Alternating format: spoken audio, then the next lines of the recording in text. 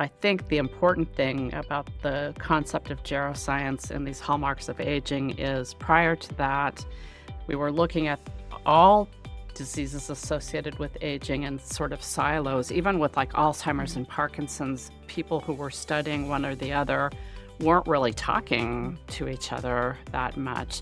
And so opening up this field where you're saying this process that might be happening in the heart with somebody who has cardiovascular disease, guess what? The same process could be going awry.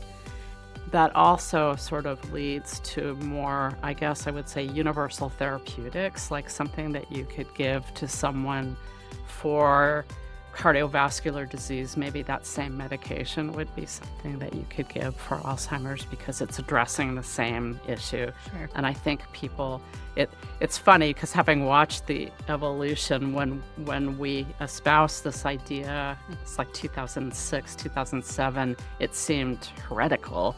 And it seemed like a bold hypothesis. It's not just that it's a risk factor, there are these underlying processes. Welcome to Longevity by Design, a podcast designed to give individuals access to the leading scientific information in the field of longevity. The ability to add years to your life and life to your years needs no opinion. Join us as we ask science to take the wheel.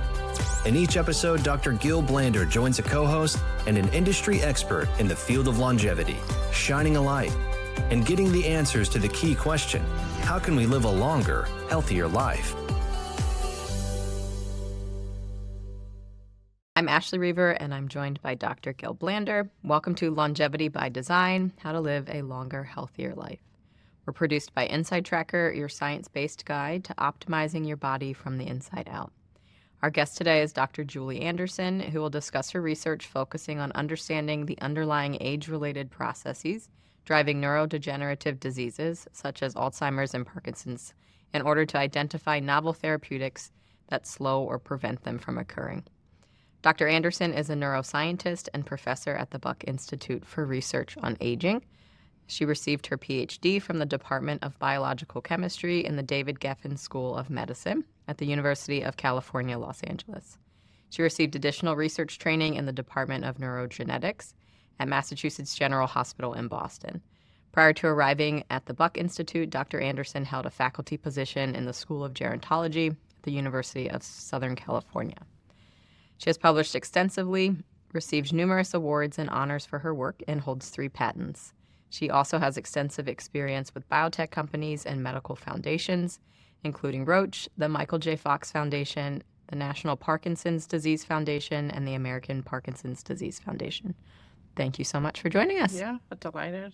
Yeah, welcome to the show, Julie. Thank you. And we are so excited to be here with you face-to-face in the beautiful Buck. And, Yes, it is beautiful. And we just heard from you that you are here for 24 years, so we are so jealous that you spend the time here. It just flew by. Yeah, It's amazing. in this amazing place. So we always like to start the interview by asking about your background, what made you to become a scientist, and why a neuroscientist. Yeah. So growing up, my mother was a nurse. And growing up in Idaho in the 40s and 50s, as she did, that was kind of your choices were nurse, teacher, whatever. So when I started school, my goal was really to become a medical doctor. But then I got into a biochemistry lab, and I really loved doing the research.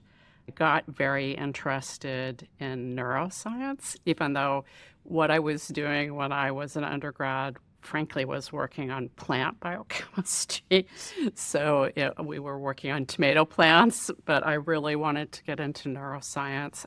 So when I applied to graduate school, I ended up at UCLA. It was, again, in a biochemistry department, but the lab I was in was very interested in Parkinson's disease, and this sort of initiated my interest. I continued to work in that area during my postdoc, and I would say it's funny how life is. I somewhat serendipitously ended up in the gerontology school at USC. which really, I mean, it was sort of in all the interviews I did.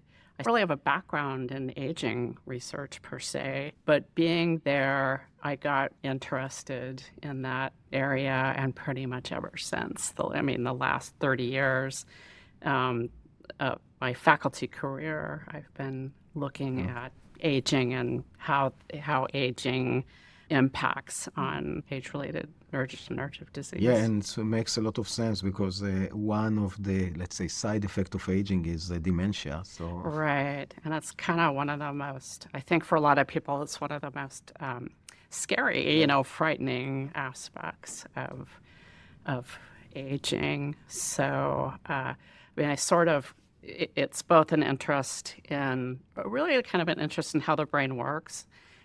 Normally, what happens with age, what happens, in Alzheimer's disease.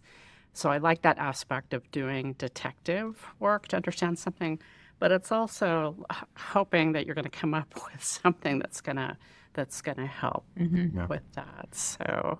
And I'm sure that we will dive deep into that, but it sounds like it's a very hard nut to crack. It's not going as fast as cancer treatment, for example. Yeah, it's true. I think so. My training's more in like molecular biology, and I think in molecular biology and maybe honestly biology and a lot of other science, we tend to start out with these kind of simple-minded ideas about things and simple-minded hypotheses. And then as you start delving in and doing the research, you realize biology is not that simple, that it gets more complicated, and there's a lot of caveats. And we can talk about this more, but even in terms of things like Parkinson's and Alzheimer's disease, I don't think either one of those is a single condition. They're both syndromes that involve a lot of variation and heterogeneity. Yeah. And here at the Buck, I gave some details in the intro, but I would love to hear your explanation of, what you're working on in your lab, what you're focusing on. Yeah, so historically, most of our effort has been towards Parkinson's disease, and it's really towards both understanding what goes awry in the disease and then using that information to try to come up with potential therapeutics for the disorder. And as you say, it's very complicated. There's so many aspects, and I think for different people it can be different things that culminate in the same loss of neurons in the midbrain and loss of motor function that's driving Parkinson's. But because I'm at an institute that studies aging, and I'm sure other people have talked about this seminal paper from Cell from 10 years ago, these hallmarks of age, or this concept of geroscience, which I have to give a plug to another faculty member at the Buck, Cornelitko, who coined the term geroscience as part of a multi-center grant that we had, a multidisciplinary grant. And this engendered 10 years ago the NIA beginning to have symposia which were talking about this concept that that aging isn't just a risk factor for these disparate diseases, but actually there are underlying processes which in this paper were discussed as hallmarks of aging, and there's been additions to those. I think we're up to 12 now. So in terms of my own research, and again, I guess we'll talk a bit about specifically what we're interested in, but there were particular molecular processes which we believe are involved in neuronal cell death and Parkinson's disease, seeing things like cellular senescence and reductions in a process called autophagy. Well, it turns out that those processes also play a role in Alzheimer's disease, and in fact, they also play a role in disparate age-related conditions like cardiovascular disease or macular degeneration or whatever. So it wasn't a big jump to think we could take what we're learning in Parkinson's disease and apply it to other disorders. Yeah.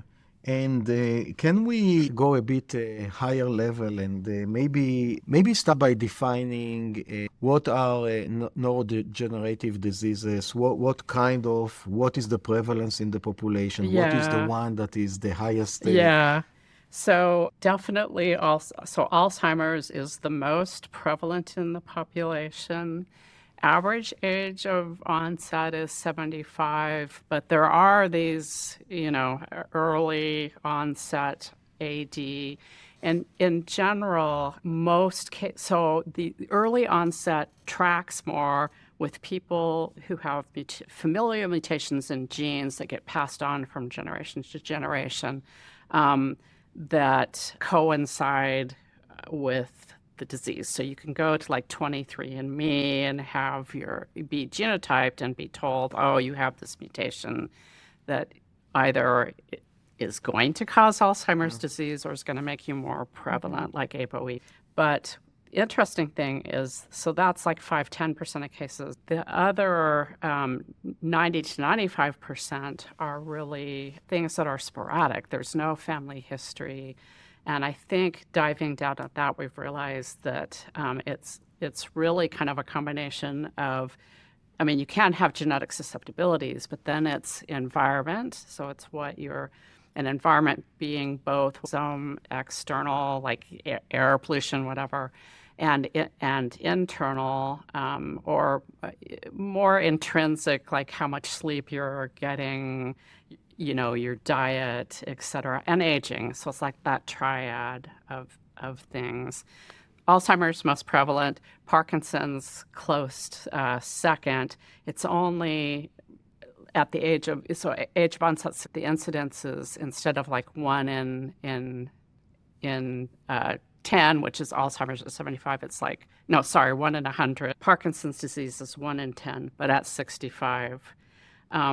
So, and then by the time you get to 85, Alzheimer's is 1 in 2 to 1 in 5, 85 for Parkinson's, 1 in 30. So Parkinson's begins to catch up a bit. I don't know if people are aware how prevalent, if you look at a particular age group, older individuals, although talk about 1 in 10 versus 1 in 100. If you look at older individuals, something like a third as many have Parkinson's. So it's pretty significant. Yeah, and that's an astonishing point that all of us, everyone that's listening to this podcast, I assume want to live to 100. So most likely, if we will get to that age, most likely we'll have one of those diseases. Because you said at the age of 84, you have like 50% chance to have Alzheimer also. Right. Yeah. So it's interesting to me because with Parkinson's, there's always, because over several decades, there's been an awareness that in Parkinson's disease, that certain environmental factors have been known for a long time to play a big role, like pesticide exposure or exposure to heavy metals, welders or metal workers, higher incidence. But so there's always sort of been that realization with Parkinson's that yes, there are these rare genetic forms which have been useful because they have taught us a lot about the molecular mechanisms that can go awry, but really then trying to understand what it is about this environmental exposure that's driving that. There's been some of that with Alzheimer's disease, but I don't think as much. So I was actually part of a National Institute workshop 3 or 4 years ago where they had this idea that, we're going to have a workshop that's around environment and aging.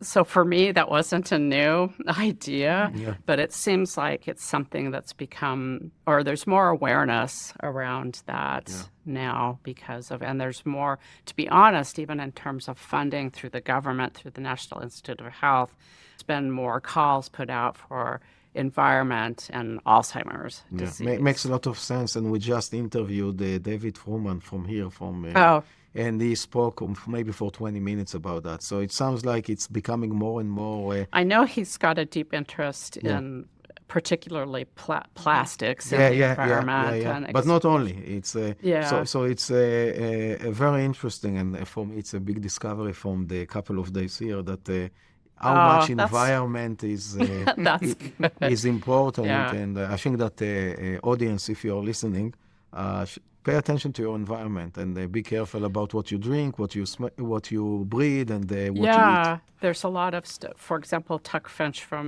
USC has, over the course of the last decade, done a lot of studies looking, well, in LA, at air pollution and incidence of Alzheimer's disease. So there's always been a bit of that going on, but it just is almost like people all of a sudden, and particularly because if you look at genetics of aging per se, age-related disease, it really only accounts for at most like 10%. And so what's the other 90%? That's the environment. One thing that I learned at this conference that I hadn't been thinking about, because I think more about toxins in the environment, was the role that which gets very complicated because often people who are in lower what do I want to say, like social, economic situations are going to be the people that are going to tend to be more likely to be exposed to pollutants, et cetera. So, and I feel like I hadn't even really been thinking about that aspect. So that's interesting too. And I think that's gotten a lot of play in the last decade or so that I wasn't aware to what degree, but important. What about biological sex? I've heard that for Alzheimer's, females are more likely. Is there something similar for Parkinson's? Yeah, so Parkinson's, it's the opposite. Men are more likely, but I think it's important because there's certainly, for example, if you talk about Alzheimer's disease, the incidence is higher in women, but it's postmenopausal women. I mean, there are studies that have been done over the last 2 decades that seem to suggest that maybe estrogen is protective, and it's not until you go through menopause and why women are particularly susceptible. It is this kind of, with testosterone, there's kind of a slow reduction, whereas estrogen, it's fairly acute. And I think fortunately, through government funding through the NIH, they've been a lot more thoughtful about making sure, traditionally, a lot of studies have been done that haven't included women as much as they should be. And they've been much more thoughtful about saying you must look at gender differences because it's a little bit of a different biology, even on that simple level. What about ethnicity? Are there specific ethnicity that have? So Alzheimer's, I should know off the top of my head, but for Parkinson, being African American, it's more prevalent among African American populations. I should know for Alzheimer's, but I don't off the top of my head. But yeah, there's that aspect. Okay. And can you describe for our audience, hopefully nobody will have it and hopefully no family member, but if you have a family member that have, what is the projection? What happened to a person that, let's say, diagnosed with Alzheimer or Parkinson today? What is the lifespan? What should happen, expected to happen? What is the time frame? What are the steps? Yeah. So again, because of the fact that we've now recognized that these disorders are more syndromes, it can vary widely. So one person could be diagnosed with Parkinson's and it's like a 20-year period where they don't have a lot of diminution of motor function, where somebody else could have a fairly rapid. And I think that is dependent on things like time of onset, early onset. It tends to be more of a rapid projection. mean, I'm gender, environment, the Parkinson's makes me think that there have been twin studies where they've looked at monozygotic twins who are genetically the same, but then they're in different environments, and environment is a big factor even in that case. So, and I will, giving some personal information, sort of ironically, my mother was diagnosed with Parkinson's. She's 88, so she didn't, I think men tend to tend to show symptomology earlier. Yeah. She was 81 or something when she was diagnosed. And to be honest, in terms of the Parkinson's, she's had it's been controllable with Sinemet, which is usually the medication they put you on first, which is to replace the neurotransmitter dopamine that's lost when you lose these dopaminergic neurons.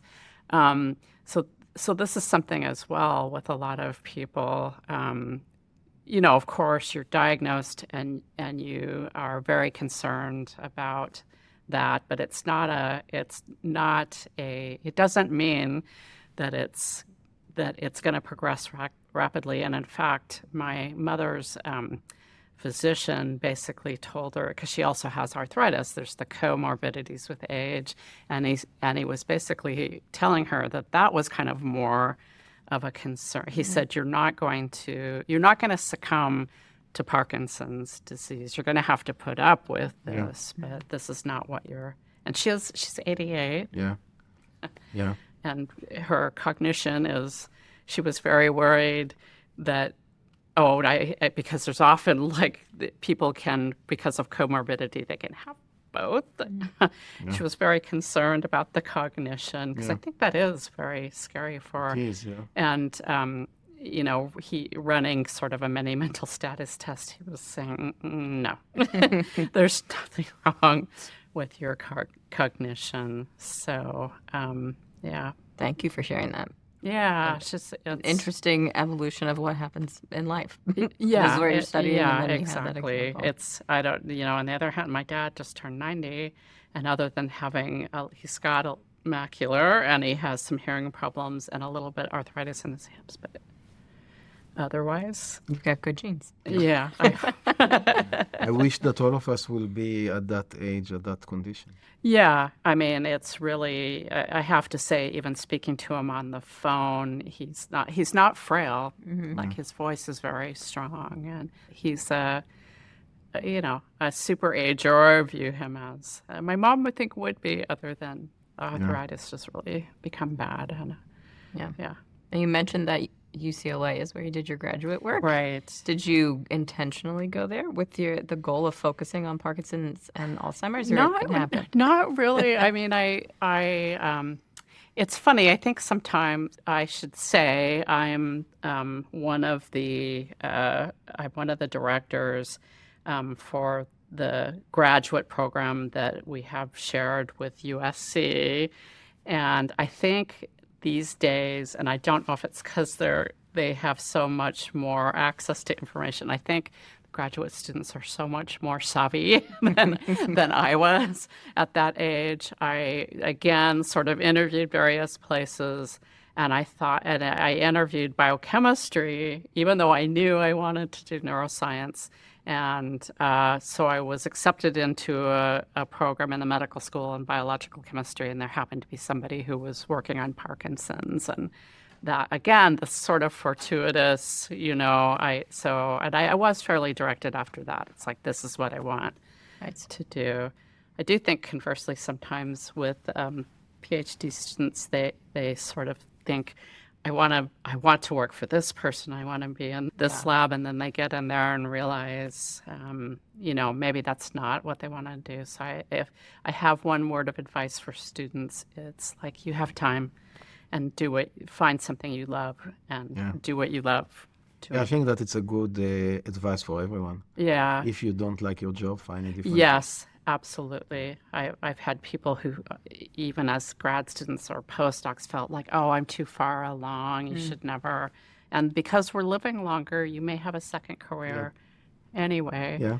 So, yeah. Yeah, do it. So I would like to go a bit deeper about the mechanism. Like, what is the molecular mechanism of Alzheimer? What is the molecular mechanism of Parkinson? At least what we know.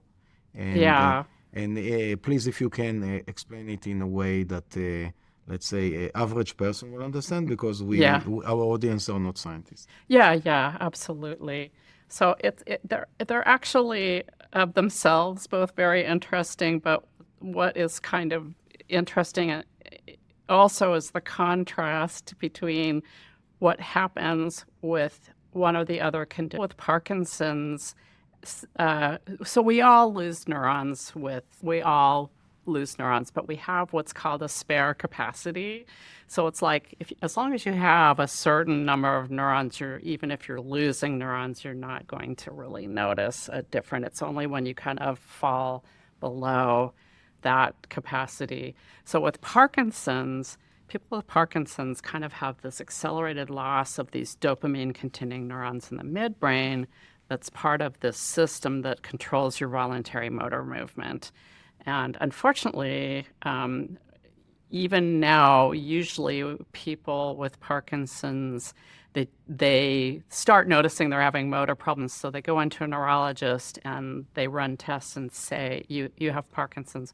By that time, you've lost like 60% of neurons in that part of the brain. So the test to decide whether you are in Parkinson or not, it's basically not activity, but a physical test. Yeah, it's motor. Yeah. It's voluntary motor. So we don't have any biomarker that you can look at it. Right, and that's what we all, for both Alzheimer's and Parkinson's, that's all. I mean, I do think, so just to complete so with Alzheimer's, in contrast, it's loss of neurons in areas in the cortex, the forebrain, in this area called the hippocampus.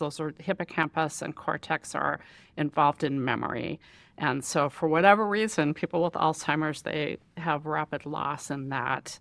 So that globally is what happens. It's neuronal loss or impact on function of neurons in the midbrain versus the cortex, but we're still trying to understand.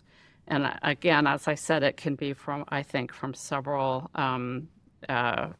different environmental or genetic parameters. We're still trying to understand why that occurs. I mean, to me, that's just like, why? And some people, they have loss in one set of neurons, and why is there a loss for other people in another set of neurons? And I've lost my train of that's good. So is it a genetic syndrome in a way that, if you provide the example of your mom, so if your mom have that, does make you a higher chance to have it, or not necessarily? Not necessarily. Yeah. I mean, there is this idea that you may have. So, for example, with Alzheimer's, there is this gene called ApoE. I think people have heard and are familiar. And that gene, there are different forms of it, and so ApoE2 seems to be something that tracks with like healthy aging, but this other form, ApoE4, it increases susceptibility for Alzheimer's. So it doesn't mean you're going to get Alzheimer's, but it increases the chance. Other genetic conditions, if you've got the mutation in the gene, you're going to get the disease. So I think with a lot of these age-related diseases, there's this. It's like you may have more of a susceptibility, but then it is, to some degree, your lifestyle choices, which you can control. I guess you can somewhat control your exposure to toxins. Yeah, move from a UCLA or USC to the back, and you will have less toxin. I don't know. We do have. It is sort of it's very pastoral around around the buck, and I do. appreciate that Yeah. aspect. I think even like when we talk about psychosocial stress, right? I think there was recently an article that came out in the popular press that was saying I have to admit I just skimmed, but it's sort of saying with Alzheimer's disease, drinking too much alcohol and having stress bad increase susceptibility. Sure. So and they somewhat could go hand in hand. Yeah. So Before you mentioned those 10 hallmarks of aging that are kind of coined with that geroscience term, yeah. is there a connection between those and onset of Alzheimer's and Parkinson's disease?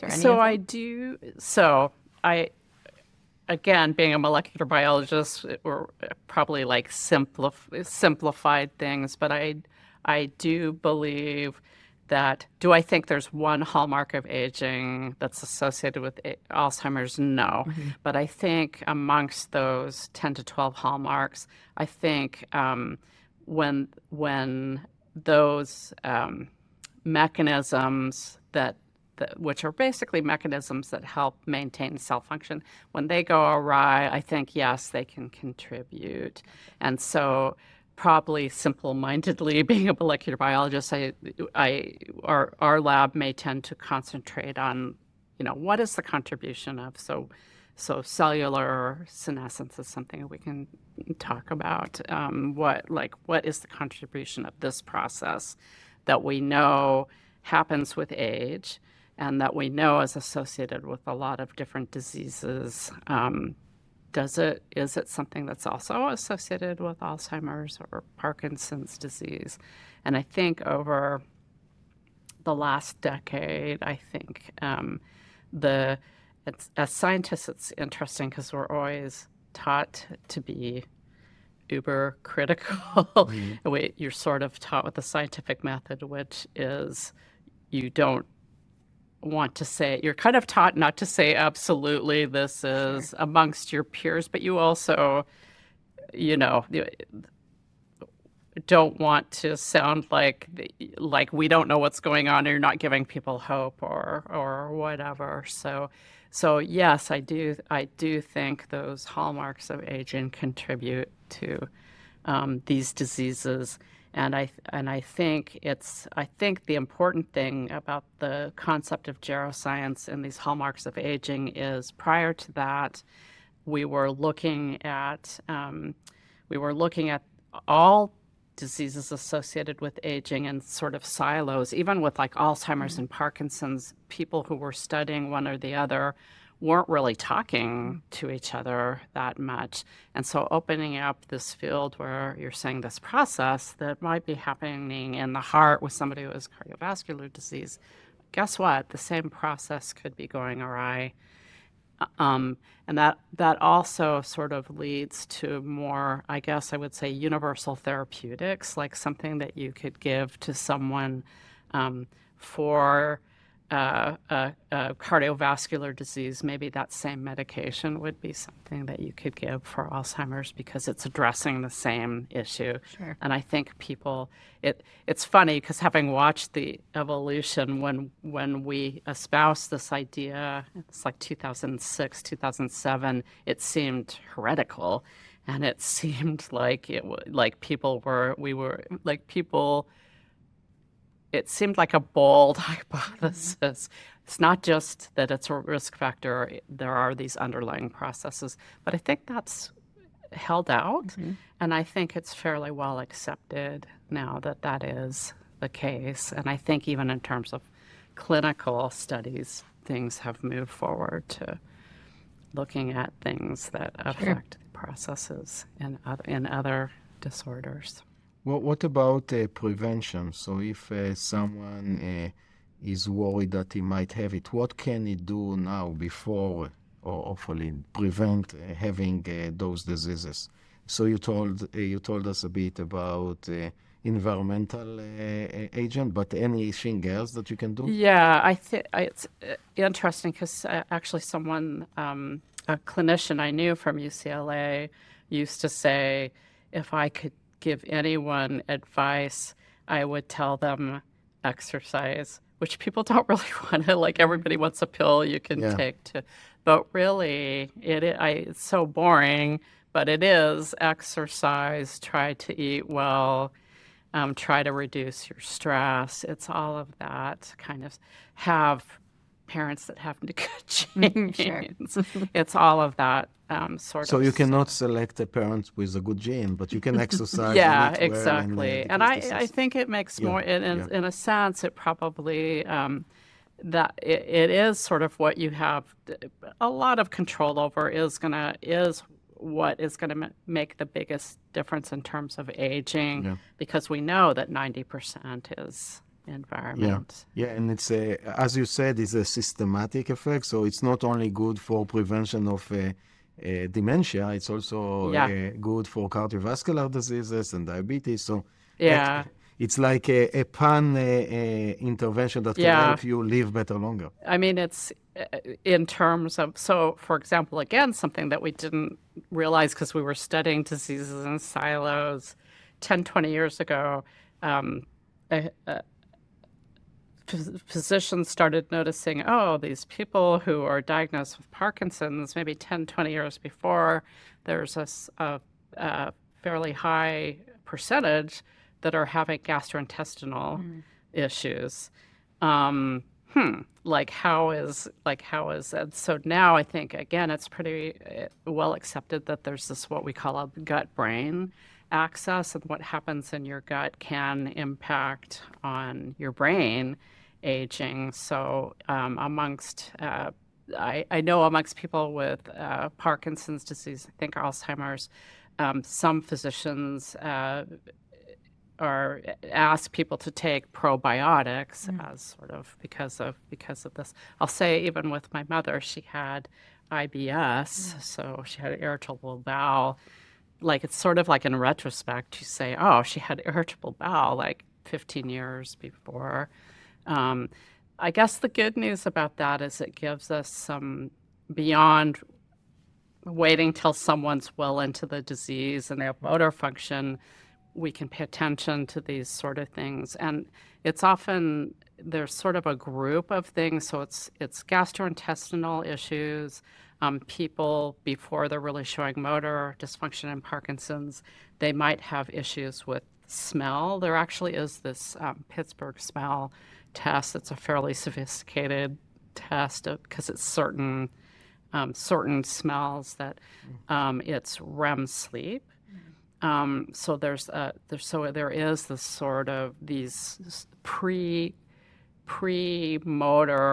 phenotypes, and the other thing is it's made us realize that Parkinson's it was discovered in the 1700s by Parkinson's, and it was based on motor symptoms, but we now realize it's a more systemic disease, and there are other aspects of it that are non-motor. The REM sleep is interesting, and I didn't know that. So basically, before you have a Parkinson, your REM sleep is much lower, the percentage? Yeah, so you have disruption of REM sleep. So there are people who are trying to develop reproducible means of using those markers. So somebody Parkinson's could be tested to see how much at risk they might be. Interesting. Yeah. So. And what about now, let's assume that someone have Parkinson or Alzheimer. What are the treatment that he can do? Lifestyle, but also some pharmaceutical if available. Yeah, so at the moment, there is the drugs that are given to people for Parkinson's are really towards, they're symptomatic, so they're really they don't stop the midbrain neuronal loss. That continues, but what they do is make the remaining neurons work harder.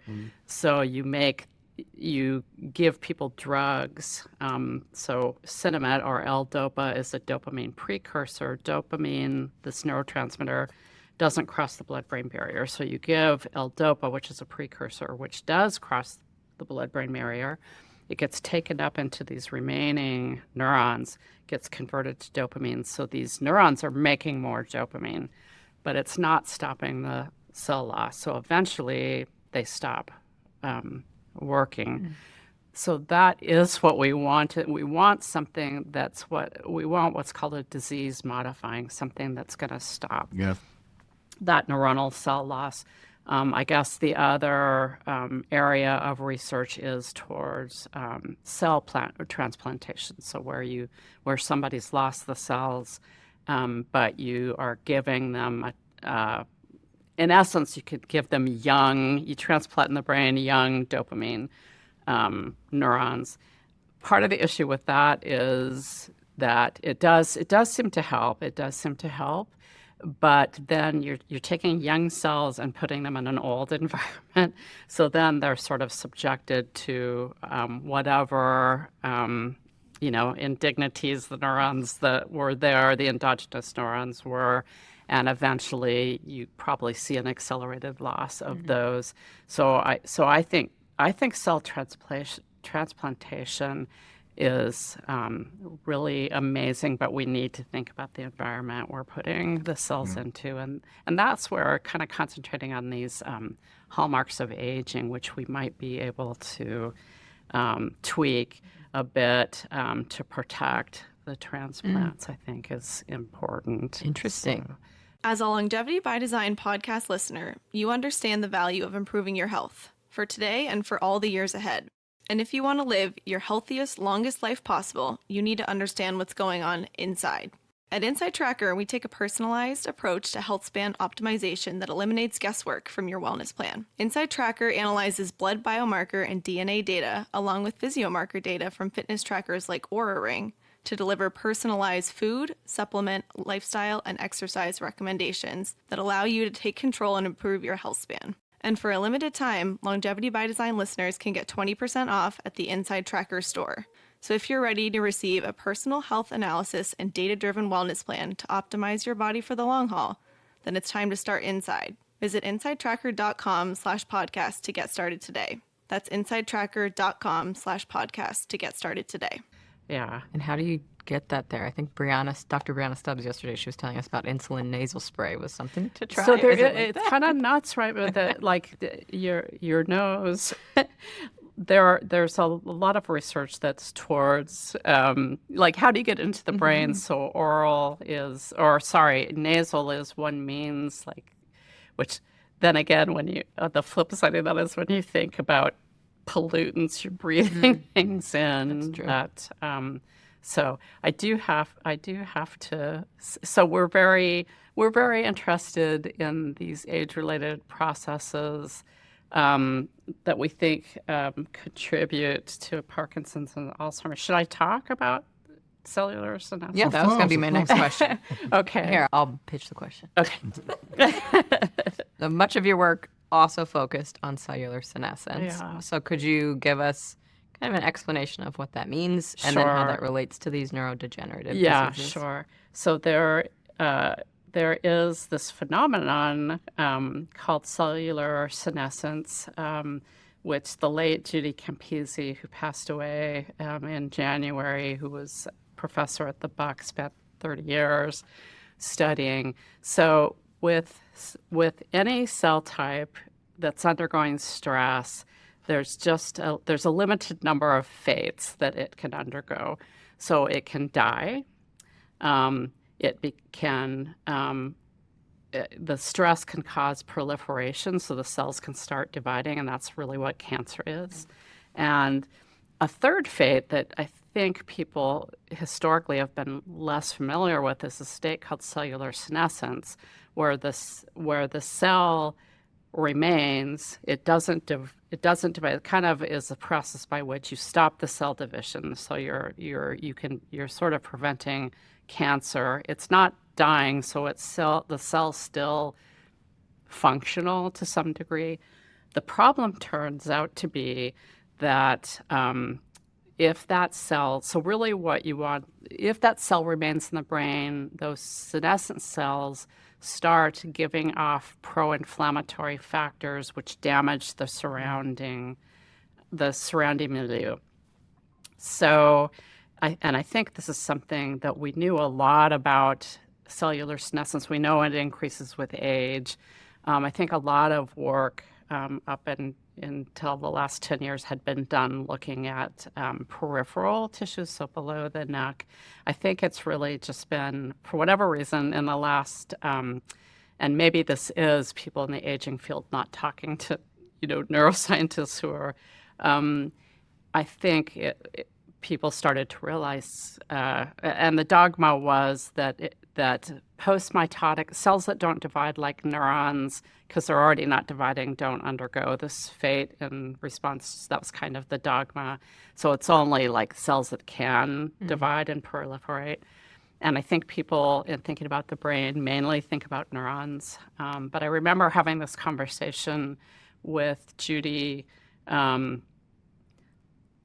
years ago. We were part of a joint grant together. I heard her talk so many times about senescence, and I just never, I don't know, I looked at her and said, why aren't people studying this, the brain? So we did, this is about 2010, we were trying to put in grants to get something funded, and we couldn't get anything funded. We were before our time, I guess. We couldn't get anything funded to do this work, but eventually, and it wasn't that we were the only people that were thinking about this. Other people were starting to work on this, and I think it was about the 2015 to 18 that papers started coming out where people were saying, oh, look, these non-neuronal cell types in the brain look like they can undergo senescence, and it's increased with age. It's even worse in Alzheimer's brain.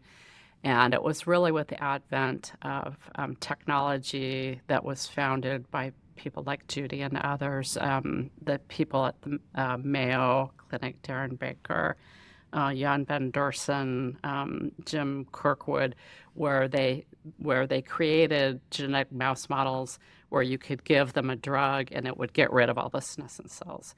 Okay, so then you take those animals and you cross them with an Alzheimer's model. So you have an Alzheimer's mouse with the ability to get rid of all the senescent cells, and lo and behold, if you get rid of the senescent cells, you're slowing or preventing the neuronal cell loss. So it would imply, at least in the context of those preclinical models, that cellular senescence probably does play a role, at least in some people in Alzheimer's. And in fact, there are now some clinical trials where people are looking at drugs called senolytics that remove senescence, so pharmacological agents rather than genetically. So you're removing those senescent cells, and those are being tested in Alzheimer's patients now. So I will say, though, I have to put in a plug for the concern and part of the research that we're doing in my laboratory is towards what is a common issue, which is drug side effect. So you're giving, it's kind of what happens with with chemotherapy, that you're giving drugs because the cancer cells are dividing more rapidly. You're giving drugs that kind of kill dividing cells.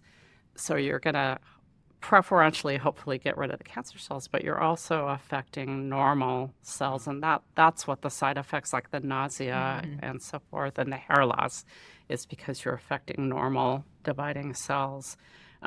So we have this interest in senescence. We were doing some studies to set up human culture systems to look at senolytics. And in a way, not surprisingly, in these culture systems where we have mixed cultures, where it's both neurons and these other cell types you have in the brain, it's very hard to find a dose of a senolytic that will preferentially get rid of like a senescent. We asked these glial cells, these sports cells, glial cells, that gets rid of these non-neuronal cells in the brain selectively, the senescent, not the normal, without like killing normal neurons. It's which kind of makes sense, and that is kind of what happens with drugs in general, that you want to be able to target it. Sure.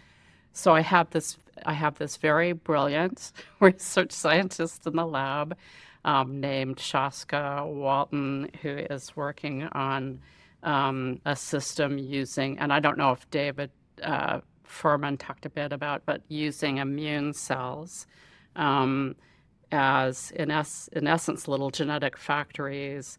In this case, these are a type of T cell, so it's an immune cell that can cross into the brain. And in the brain, when it comes into contact with a pathology associated with Alzheimer's disease, like a plaque, this little genetic factory starts making, let's say, A beta antibodies. So it starts making antibodies that get rid of the plaque. So it clears the plaque, and once the plaque is cleared, this little factory turns off. So the kind of big picture is what we're thinking about more is how do you develop more select, directed therapeutics rather than just giving someone a drug that goes everywhere and affects more than is affecting cells other than the ones that you want to be affected, is like selective for the specific pathology. And I do think that this technology is something that's could be used not just for Alzheimer's or Parkinson's or whatever, but if you can get the cell to make an antibody against whatever the pathology is. And I don't pretend to, Shaska and his team are amazing. He was very instrumental in getting what's called a transformative award, which is sort of these award TR1s at the NIH where, wow, that's a little bit of a crazy idea. But if high risk, high gain, if it works, that would be amazing. And so there's a whole part of the lab that's working on that area. But it really came from this sort of like, senolytics, we're interested in that. We need to refine this a little bit. Because senolytics, they go anywhere, right? Right. Like you have these senescent cells all over the place. And I think that's why people, like the companies that were originally involved in, I'm it's horrible, we're looking at things like arthritis, because you could inject in the locally, but for something like Alzheimer's, I guess personally my concern would be what is it doing to the other brain cells. And related to Alzheimer's, so you discussed the plaque that considered to be, let's say, one of the markers of Alzheimer. And my question is, it's dependent on the ear whether the plaque is the cause or the effect. So what is the current view of the plaque? Yeah. So a lot of the research over the last 20 years in Alzheimer's, or clinical research, has been concentrating on getting rid of. So there are these, it's a buildup of proteins. It's actually outside the neurons, but it's a buildup of proteins that are very rich in a peptide, a small protein called beta amyloid gets built up. And in a sense, because when people did autopsy and they would look at somebody, an autopsy, postmortem autopsy of someone who had Alzheimer's, they saw this buildup of these A beta containing plaques. So it's like, this is the cause, and if we could clear these plaques, this would prevent the disease. So there was a lot of efforts put towards immunotherapy, so antibodies that would clear the plaques. And really, it's kind of only recently that there's been some success in that arena, where there have been clinical trials where there's a suggestion that with particular immunotherapies, particular antibodies, if you clear the plaque, there seems to be some degree of cognitive improvement, or at least slowing cognitive decline. So I think some people were at this point were kind of ready to throw out all of the A beta immunotherapy. One thing about this directed therapies is, and something to think about in terms of immunotherapies as well, is with these antibodies, people were normally getting like an IV of the antibody, which goes everywhere. And one side effect for at least a subset of patients was that if there are, and there can be, plaques in vasculature,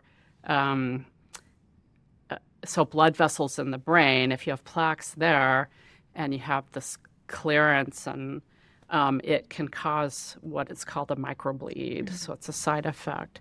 So in that sense, if with these antibodies, if you could direct them to the plaques as opposed to having them everywhere in the body and being actively produced everywhere in the body, I think that would help with therapeutics. I didn't get the joke for a long time. Shaska called this technology SMACT, which is small AD, whatever. So, and I didn't get this smacked as being funny for a long time. But they are making progress in that area. So I personally am not ready to completely throw away the idea. The nice thing about these little immune cell factories is you can genetically engineer them to make antibodies against A beta. There's also this aspect of having, which I'm sure David talked about, a lot of inflammation in the brain. So you can also have them make anti-inflammatory. You could have them make sort of a multitude of drugs that are dealing with different aspects of Alzheimer's disease. So if it's not the plaque, what could be the mechanism that causes Alzheimer? I think I think the plaque could be part of the problem, but I think I don't know I don't know that it's really the plaque itself, but rather the effect the plaque has on these non-neuronal cells within the brain. So there are a class of non-neuronal cells called glial cells, and then there's a subclass of those called microglia. And microglia are really the inflammatory cells. So microglia, the job of a microglia is if you have a pathogenic infection or something foreign is in the brain, the microglia will go to that pathogen and it exudes inflammatory agents that kill the pathogen. And what you hope happens, or what should happen, is once the pathogen's cleared, the microglia goes back into kind of a dormant state. The thought is that with Alzheimer's disease, if you have a plaque present, which is viewed as kind of a pathogen, that the microglia just keep on producing these inflammatory agents.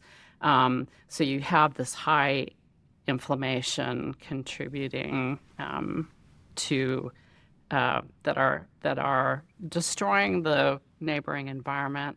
So this is another thing. Is there a way in which, in addition to clearing the plaque, is there a way to kind of coax these microglia back into their dormant state, where they're able to kind of get rid of the A beta, but they're not pro-inflammatory?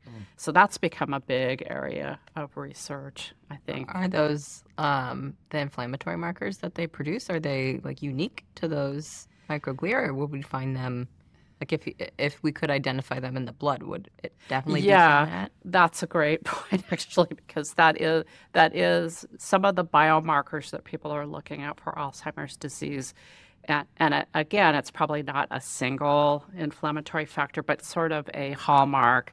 Is there a hallmark of inflammatory factors that looking at someone's plasma, would that be an indication of is it a surrogate for Alzheimer's disease? If you have that particular pattern of inflammatory biomarkers, are you likely to have? Sure. And there's a lot of people working in that area too. I mean, it would be great with all of these diseases to have something that you could get from accessible tissue like the plasma.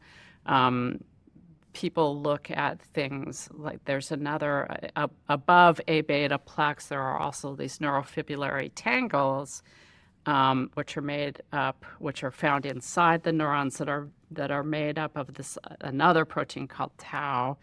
And when you look at, and it historically, all of these studies were predicated on postmortem, but now we have PET scanning, so you can actually look at a living human being, and you can look at how much A beta or tau they have. It does look as if the level of tau seems to track better with cognitive loss. So there's been a lot of interest in looking at tau. I've lost my train of thought again. So, yeah. Yeah, that was great. Yeah. We interviewed Dr. Weiss-Corey a few months ago. Oh, maybe at the end of he's last year, and great. he was talking about proteins that they're trying to be able to identify in the blood. Yeah. Yeah. And what's really cool about him, I probably shouldn't be touting it. What's really cool about his work is that they kind of are looking for signatures, or they have this, which I think is very cool. When you talk about things like personalized medicine, that each individual maybe, I don't want to say program, but each individual is aging a different way. And one person, like my liver, could be aging the fastest, and somebody else, it's like their brain is. I think that's such a cool. And he said that the protein that he found in the blood, a lot of them actually are related to the brain. So basically, he can. So tau. So you can find tau, and I'm also thinking with Parkinson's, one of the things they look for in the blood is alpha-synuclein, which with Parkinson's disease, people are probably less familiar with this, but there are these buildup of proteins within the neurons that die called Lewy bodies, imaginatively named after the person who found them first 200 years ago, Dr. Lewy.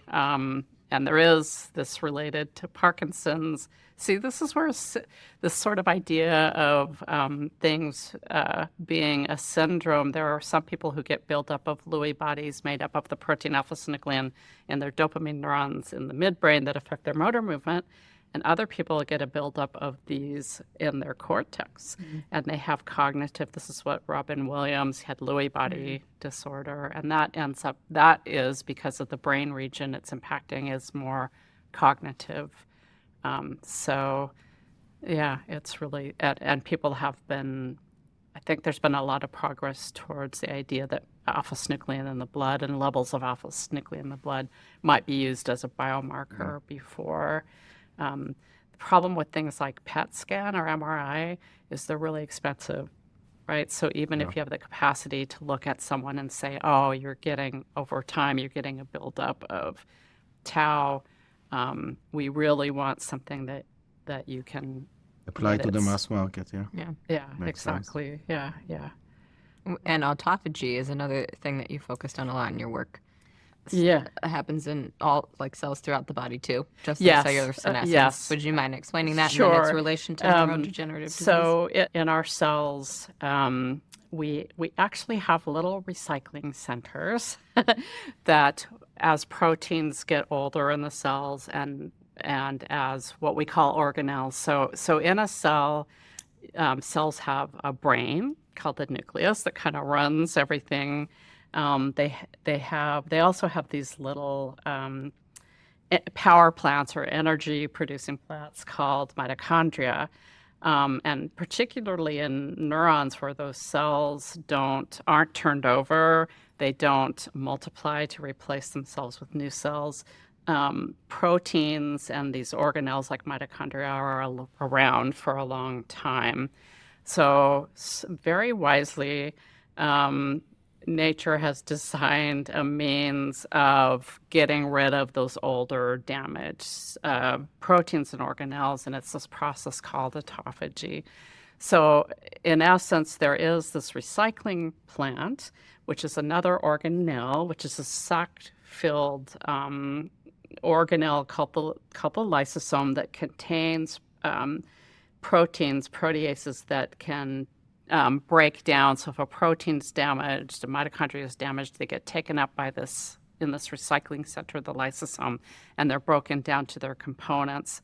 And those building blocks can be used to rebuild proteins. And so unfortunately, like so many things, this process, it doesn't work as well as you age. And as you alluded to, it is pretty much every cell. I mean, every cell in the body pretty much uses this system to to get rid of those damaged components, and it doesn't work as well as you get older. And there's lots of evidence towards that process, lack of autophagy, lack of turnover, contributing to making neurons that are associated with Alzheimer's disease or Parkinson's disease not work as well, be sick. And so part of the research in our lab, separate from the cellular senescence, is to try to understand what goes wrong with autophagy, with aging in the neurons, and then to try to, based on that, understanding the mechanism, to try to find therapeutic drugs that are going to enhance. And again, it's this idea that, if you have something that enhances mitophagy in neurons and might be good for Alzheimer's, maybe that same compound might be good for other disorders where the turnover isn't as. We kind of have a prime example of that, and there's a particular small molecule drug that we've named MIC that we just published on in Nature Aging at the end of last year, which seems to enhance autophagy. To be honest, we've looked only in cells and culture, but we do have a grant to look in Alzheimer's mice, so we're looking at the ability of that molecule to cross the blood-brain barrier and to slow Alzheimer's. But we also have some evidence that it might slow this reduction in muscle mass or muscle wasting that's associated with aging. So we're also sort of pursuing that as well. Cool. And, yeah, that autophagy term, I feel like, is like such a popular buzzword right now, especially in fasting. Yeah. Is that like real? Can we really induce autophagy? I mean, there is, and this does come from a lot of biological research and preclinical models, that there does, that fasting, and we know this in things from yeast and flies and worms and mice, that the fasting does seem to enhance this rejuvenation of, so I think that's in part, fasting's become very popular. And I hear a lot of people saying it, but I'm like, but do you know what that means? Yeah. It's a cool term. Yeah. How about future work? What are you most excited about? What are the goals for your lab in the future? I think so now that we know a little bit, or now that we've identified agents that seem to be impacting on some of these hallmarks of aging, really looking at those in the context of things beyond Alzheimer's disease. I'm excited as sort of a more universal, bearing in mind that things may work better in one tissue than another, but also kind of coupling with this idea, since we all age differently, and we all may need help with various different organs in our body. This idea of directed therapeutics, in terms of personalized medicine too, that we can direct therapeutics for person A towards cardiovascular and person B towards cognition, et cetera. I'm very intrigued by that idea, and I'm very fortunate to work with a lot of, I mentioned Shaska, but many very talented young people. I tell you, it's like the young people who I think really come up with the amazing new ideas, and I think those of us who are older and who've been in the field, we couldn't do it without having those vibrant young people. And they couldn't do it without your training? I don't know. Well, I'd like to think so. Yeah. But and what a great place to do it. Yeah, you have so many people. I have to say here, and maybe when we started, because here we are, it seems, although the way the world is now, it seems isolated. The way the world is now, it's not really, because of all the abilities we have to communicate.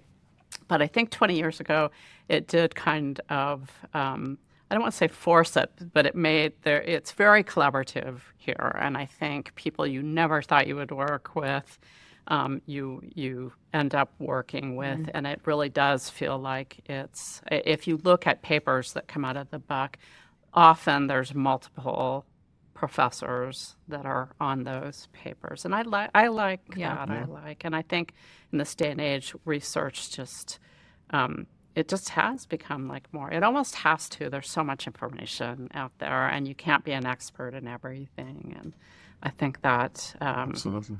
yeah. It's nice it doesn't feel competitive like it does at a lot of universities. I feel like there's a lot of competition and secrecy sometimes. There's still a little bit of that. I don't see it. I mean, maybe in a friendly way within, but we are dependent on getting grants or donations or whatever, and in a sense,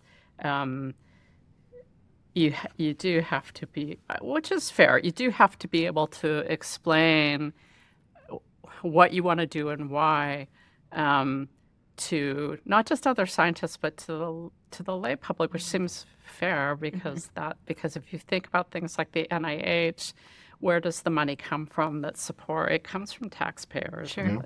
So it seems fair to me that we should learn to learn to speak and translate. Which is for some people that seems to come very naturally. Some of the others of us, it's always a learning process, but it's exciting too. It's nice to be able to. Yeah, and that's in a way is our mission to translate what you do here. No, that's great. In the lab to a normal person. So we usually finish the interview by asking a question about what would you recommend to a person that would like to live better, longer, and maybe in your case, to prevent or delay the onset of aging-related neurodegenerative diseases. So what are the best tips for him? So again, boring. It's like exercise, try to eat a healthy diet, try to not become obese, because that contributes to pretty much everything. If you don't smoke, don't take it up. And if you do smoke, it's very hard. It's very difficult, so addictive, but try to stop. And this is a good be a good lesson for the scientist, but try to find ways to deal. Nobody can avoid stress, but try to find ways to deal with that. So it's kind of what we're told. And try to, it's not that you can't drink, but really try to not drink excessive. Sure. A little bit of alcohol maybe is okay in terms of stress, but so it's kind of all the stuff we're normally told, and hopefully we're getting towards where we'll have and again, it's look like systematically the same advice apply for cardiovascular diseases. Yes, absolutely. And in a way that's good, because the exercise it's easier. You know what I mean, it's become this high intensity exercise is one of the few things that in Parkinson's seems to slow progression, and it's something you can do. Yeah. Okay, Julie, it was a pleasure. Thank you so much. Thank you. It was a pleasure visiting here. Yeah, thank you. Thank you so much. Thanks for listening to Longevity by Design. Please subscribe to this podcast on Apple, Spotify, or YouTube. Longevity by Design is powered by Inside Tracker, a personalized health optimization platform that helps people improve their lives by improving their bodies from the inside out, using personalized, science-backed recommendations for nutrition, supplements, and lifestyle changes. To learn more, visit insidetracker.com/podcast.